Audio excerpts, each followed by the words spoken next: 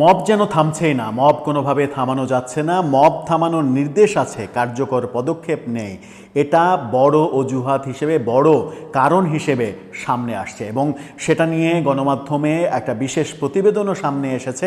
দৈনিক সমকাল এবং দৈনিক সমকালের বরাত দিয়ে বিবিসি বাংলা তারা প্রতিবেদন তৈরি করেছে। সেই প্রতিবেদনে বলার চেষ্টা করা হচ্ছে যে মব থামানোর নির্দেশই শুধু শোনা যাচ্ছে, কিন্তু মব থামানোর যে পদক্ষেপ, সেই পদক্ষেপ সরকারের পক্ষ থেকে নেওয়া হচ্ছে না।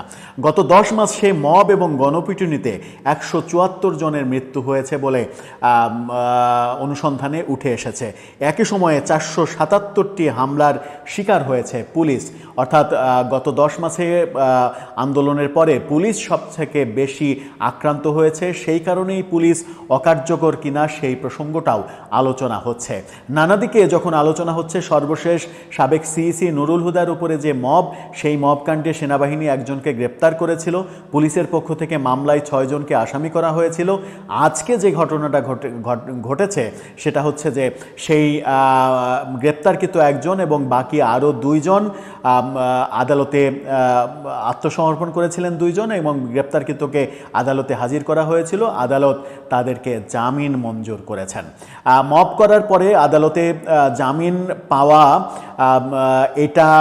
এটার পরিপ্রেক্ষিতে মব আরও বেশি উৎসাহিত হবে কিনা সেই প্রশ্নও চতুর্দিকে উঠেছে। এই জামিন যখন দেয়া হলো তখন এমন প্রশ্নও উঠেছে যে জামিন পাওয়া নিশ্চয়ই সবার অধিকার, কিন্তু 5 আগস্টের পরে এই পর্যন্ত যত মামলা হয়েছে, বাংলাদেশে যত হাজার হাজার শত শত মামলা হয়েছে, সেই সব মামলায় কি জামিন দেয়া হচ্ছে? বেশিরভাগ মামলায় তো জামিনযোগ্য অপরাধ। তাহলে মামলায় জামিন দেয়া হচ্ছে না কেন?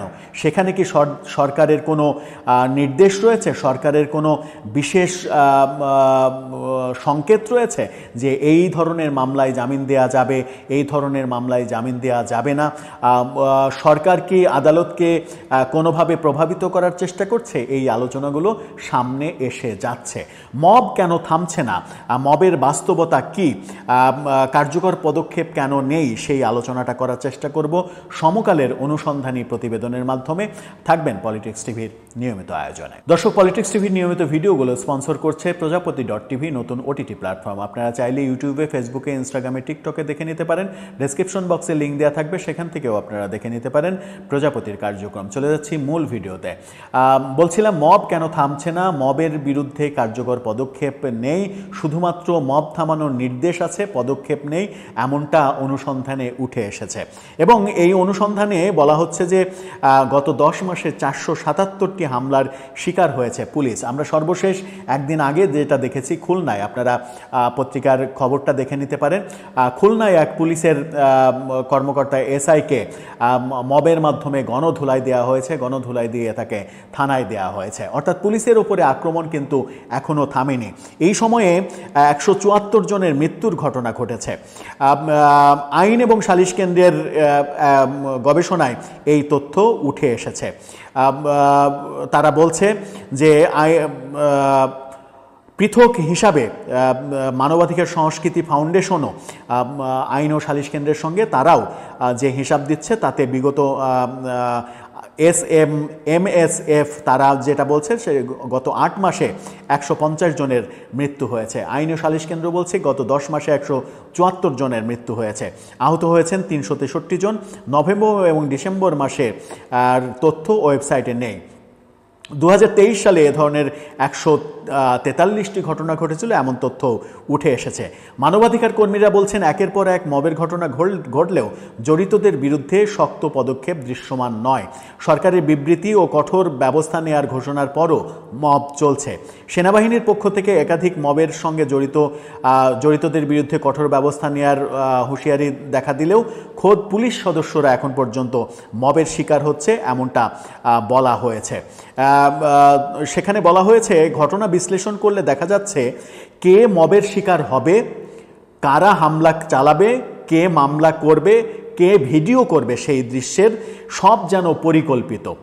তবে মব হলো সংক্রামক ব্যাধির মতো, এখনই এটাকে দমন করা না গেলে এমন পরিস্থিতির শিকার যে কেউ হতে পারে, এমন তথ্য উঠে আসছে গবেষণায়। নুরুল হুদার বাসায় যারা মব সৃষ্টি করেছিলেন তাদের কয়েকজনকে শনাক্ত করেছে পুলিশ। তাদের মধ্যে উত্তরা পশ্চিম থানার এবং তেজগাঁ থানার বিএনপির বিভিন্ন পর্যায়ের বিএনপির অঙ্গ সংগঠনের নেতাদের নাম উঠে এসেছে। ঘটনার পর একটি বেসরকারি টেলিভিশনকে অভিযুক্ত মোজাম্মেল হক ঢালি বলেছেন, শনিবার রাতেই এই তথ্য পাই নুরুল হুদা 5 নম্বর সেক্টরের 1 নম্বর সড়কের 29 নম্বর বাড়িতে অবস্থান করছেন। স্বেচ্ছাসেবক দলের ঢাকা মহানগর উত্তরের সভাপতি শেখ ফরিদ হোসেনের নির্দেশে তারা সেখানে যান এবং সেই মবের সৃষ্টিটা করেন। এক ধরনের স্বীকারোক্তি কিন্তু করেছেন, কিন্তু পুলিশ 6 জনের বিরুদ্ধে মামলা করেছে।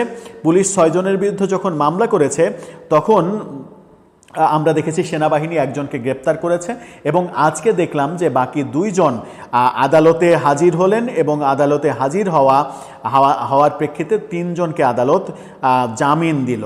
ঢাকার অতিরিক্ত মুখ্য মহানগর হাকিম সানাউল্লাহ শুনানি শেষে তাদের জামিনের আদেশ দেন। জামিন পাওয়া 3 জন হলেন ঢাকা মহানগর উত্তর স্বেচ্ছাসেবক দলের মোজাম্মেল হক ঢালি, যার বিরুদ্ধে সবথেকে বেশি অভিযোগ বলে শোনা যাচ্ছে। উত্তরা পশ্চিম থানা স্বেচ্ছাসেবক দলের সাধারণ সম্পাদক মোহাম্মদ হানিফ, যাকে সেনাবাহিনী গ্রেপ্তার করেছে। একই থানার যুগ্ম আহ্বায়ক মোহাম্মদ কায়ুম তাদেরকে জামিন দিয়েছে। এই ব্যাপারে বিডি নিউজ 24 বিষয়টি নিশ্চিত করেছে, আপনারা তাদের শিরোনাম দেখে নিতে পারেন। সেখানে বলা হচ্ছে নুরুল হুদাকে হেনস্থা, স্বেচ্ছাসেবক দলের 3 জনের জামিন। আবার মব থামানোর বহু প্রক্রিয়া আমরা দেখছি। বিএনপির বিরুদ্ধে যখন এ ধরনের অভিযোগ উঠেছে তখন বিএনপির প্রধান তারেক রহমান তিনি বলছেন মব জাস্টিস এক হিংস্র উন্মাদনা। সেই খবরটাও আপনারা দেখে নিতে পারেন। তিনি যখন এই মন্তব্য করছেন তখন প্রশ্ন উঠছে যে বিএনপির নেতারা মবের বিরুদ্ধে সোচ্চার হলেও তারা তৃণমূলকে থামাতে ব্যর্থ হচ্ছে, অর্থাৎ তৃণমূলকে তারা কন্ট্রোল করতে পারছে না। গত 10 মাসে আমরা দেখেছি যে তৃণমূলের বহু নেতাকর্মীকে বিএনপি বহিষ্কার করেছে, এরকম ঘটনা ঘটতে দেখেছি আমরা, শাস্তিমূলক ব্যবস্থা নিতে দেখেছি, কিন্তু তৃণমূলকে কোনোভাবেই থামাতে পারছে না তারা, এমনটা দেখা গেছে। এরপরে যেটা পত্রিকা বলছে সেটা হচ্ছে যে গত বছরের 11 সেপ্টেম্বর জাতির উদ্দেশ্যে দেয়া ভাষণে অন্তর্বর্তীকালীন সরকারের প্রধান উপদেষ্টা মোহাম্মদ ইউনূস বলেছিলেন, কেউ আইন নিজের হাতে তুলে নেবেন না, আইন নিজের হাতে তুলে নিয়ে কেউ সমাজে বিশৃঙ্খল পরিবেশ সৃষ্টি করবেন না, আমরা তাকে অবশ্যই শাস্তির আওতায় নিয়ে আসব। কিন্তু শাস্তির আওতায় কেউ এসেছে কিনা এখন পর্যন্ত সেটা নিয়ে বারবার প্রশ্ন উঠছে। সর্বশেষ ঘটনায় আমরা সেনাবাহিনীর পদক্ষেপে একজনকে গ্রেপ্তারের ঘটনা দেখেছি, কিন্তু আদালতের ভূমিকা নিয়েও এখানে নতুন করে প্রশ্ন উঠবে যে আদালত যদি প্রথম দিনেই এই ধরনের ঘটনায় জামিন দিয়ে দেয় তাহলে এই ধরনের ঘটনায় আরও বেশি উৎসাহিত হবে কিনা জনগণ, সেই প্রশ্ন কিন্তু সামনে আসবে। যদিও জামিন দেয়া না দেয়া এটা আদালতের এখতিয়ার, কিন্তু সেটা প্রসঙ্গে অনেকে আবার প্রশ্ন করছেন যে আদালতের এখতিয়ারটা আদালতের হাতে আদতে আছে নাকি সরকার অনেক কিছু নিয়ন্ত্রণ করছে। কারণ 5 আগস্টের পরে যত মামলা হয়েছে বেশিরভাগ মামলায় আমরা জামিন না দেওয়ার ঘটনা দেখেছি, জামিনযোগ্য অপরাধের ক্ষেত্রেও জামিন না দিয়ে জেল হাজতে পাঠানোর ঘটনা দেখেছি। সেই কারণে প্রশ্ন উঠেছে যে আগের সরকার শেখ হাসিনা সরকারের যে বিষয়গুলো আমরা সমালোচনা করি সেই একই বিষয়ের চর্চা অন্তর্বর্তীকালীন সরকারও করছে কিনা, সেই বিতর্ক কিন্তু বারবার উঠছে। এদিকে মানবাধিকার সংগঠক নূর খান লিটন বলেছেন, গত 5 আগস্টের পরে মানুষের আকাঙ্ক্ষা ছিল ন্যায্য শাসন দেখবে, অরাজকতা থাকবে না, কাউকে অসম্মান করা হবে না, সবাই ন্যায় বিচার পাবে। কিন্তু 10 মাস পর এসে একজন মানুষকে নির্যাতন করা হচ্ছে নতুন করে বারবার, এটা কোনোভাবেই উচিত নয়। অরাজক পরিস্থিতি সৃষ্টি করে কোনো পক্ষ ফায়দা হাসিল করার চেষ্টা চালাচ্ছে। এতদিন পরও মব সন্ত্রাস বন্ধে দৃশ্যমান কোনো পদক্ষেপ নেই, এর দায় সরকার এড়াতে পারে না। এসব ঘটনায় জড়িতদের চিহ্নিত করে আইনের আওতায় আনতে হবে বলেও তিনি বলেছেন। ঢাকা বিশ্ববিদ্যালয়ের সহযোগী অধ্যাপক তৌহিদুল ইসলাম তিনি বলেছেন, পুলিশের উপস্থিতিতে মবের ঘটনা ঘটলে তো আর আইনের শাসন থাকে না। মব সন্ত্রাসে জড়িতরা কি সরকারের চাইতে শক্তিশালী? নিশ্চয় না। তাহলে কোথা থেকে তারা ইন্ধন পাচ্ছে? মব বন্ধে রাজনৈতিক দলগুলো কেন সরকারকে জোরালো তাগিদ দিচ্ছে না? এভাবে আবারও ভয়ের সংস্কৃতি তৈরি করা হচ্ছে। তিনি আরও বলেছেন, ঘটনা বিশ্লেষণ করলে দেখা যাবে কে মবের শিকার হবে, কারা চালাবে হামলা, কে মামলা করবে, কে ভিডিও করবে। ব্যাপারগুলো একেবারেই পূর্ব নির্ধারিত। এই পূর্ব নির্ধারিত ব্যাপারগুলো কেন ঘটছে সেই প্রশ্ন তিনি করেছেন। সরকারের নীরবতা সহিংস গোষ্ঠীগুলোর অপকর্মে প্রভাব যোগাচ্ছে বলে অভিযোগ রয়েছে। মানবাধিকার সংগঠন আশোক এক বিবৃতিতে বলেছে, কোনো নাগরিকের বিরুদ্ধে অভিযোগ থাকলে তা নিষ্পত্তির একমাত্র পথ সংবিধান ও আইন প্রক্রিয়া। নিচের বিচার ব্যবস্থার বাইরে গিয়ে কোনো অপমানজনক ও সহিংস আচরণ শুধু ব্যক্তি অধিকারই লঙ্ঘন করে না, তা একটি সভ্য গণতান্ত্রিক রাষ্ট্র ব্যবস্থার মূল ভিত্তিতে প্রশ্নবিদ্ধ করে। অপরাধের বিচার ও আইন অনুযায়ী হবে এমন কথাও বলা হচ্ছে।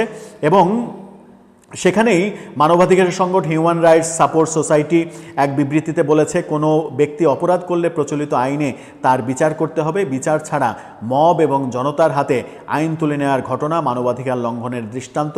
এই আচরণ দেশের আইনি কাঠামো, মানবিক মূল্যবোধ ও ন্যায় বিচার ব্যবস্থার প্রতি চ্যালেঞ্জ। বিবৃতিতে এসব ঘটনার যথাযথ তদন্ত করে দায়ী ব্যক্তিদের আইনের আওতায় আনারও কথা বলা হয়েছে।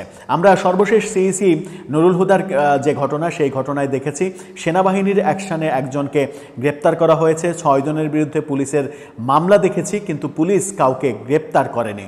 পুলিশের চোখ ফাঁকি দিয়ে আদালতে গিয়ে 2 জন জামিন নিয়ে চলে এসেছে, বাকি 3 জন এখনও ধরাছোঁয়ার বাইরে। পুলিশ নিষ্ক্রিয় কেন, এই প্রশ্নটাও আসছে। তাহলে কি গত 10 মাসে পুলিশের উপরে যে ধরনের মব হয়েছে, সেই মবের কারণে পুলিশ এখনও ভয় পাচ্ছে, পুলিশ কার্যকর ভূমিকা পালন করতে ব্যর্থ হচ্ছে সেই কারণেই? নাকি সরকারের নির্দেশনাই আছে যে মব হলে একটু পাশ কাটিয়ে যাও, ওগুলো দেখেও না দেখার ভান করো, সেই ধরনের নির্দেশনা কি রয়েছে? বিভিন্ন কার্যকলাপে বিভিন্ন ঘটনার পরিপ্রেক্ষিতে তো সেরকমটা সামনে এসেই যায়। আমরা দেখেছি রংপুরে জেএম কাদেরের বাড়িতে যখন হামলা হলো, তখন যারা হামলা করলো তাদেরকে ডেকে নিয়ে এসে চা নাস্তা খাওয়ানো হলো। চা নাস্তা খাওয়ানোর মাধ্যমে তাদেরকে সরি বলিয়ে ছেড়ে দেয়া হলো। এই ঘটনা যদি ঘটে তাহলে তো মব থামবে না, যদি আইনের আওতায় না নিয়ে আসা হয়। এর আগে আমরা দেখেছি যে মিথ্যা মামলার ঘটনা প্রকাশিত হয়েছে।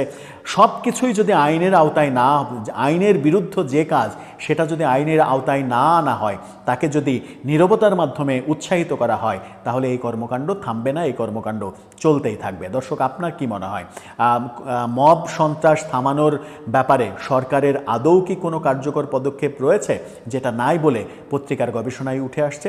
আপনার মতামত জানিয়ে লিখতে পারেন আমাদের কমেন্ট বক্স।